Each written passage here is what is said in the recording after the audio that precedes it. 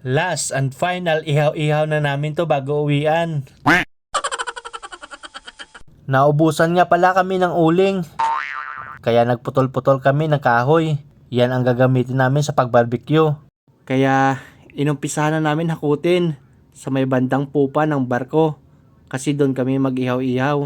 Hindi ko na pinatagal, nagpaapoy na ako agad. Kasi matagal to bago mag-uling. Halos magdalawang oras. Sabado nga pala ngayon, maganda yung panahon. Kaya dapat gwapo talaga yung nagbabantay. Baka kasi pati barko namin aapoy.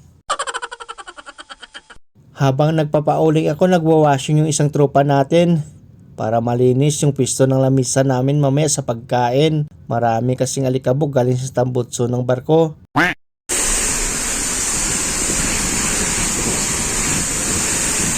Tinuhog na ng dalawang veterans yung lechon turkey na naman namin.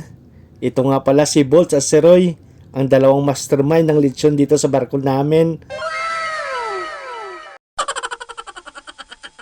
At dinagdagan pa ng tali para secure talaga na hindi gagalaw. At sinalang na namin kasi very fast maubos yung uling at matagal to maluto. Si Roy pa rin yung timonel ng lechon. At ito na mga katropa, itsura pa lang masarap na. Amoy pa lang ulam na.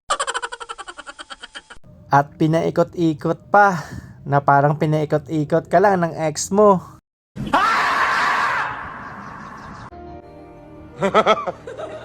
At ito pa yung ihawin namin. Meron kaming chicken wings, baboy, tulingan at saka red snapper. At nagsilabasa na yung mga tropa sa lungga kasi gutom na.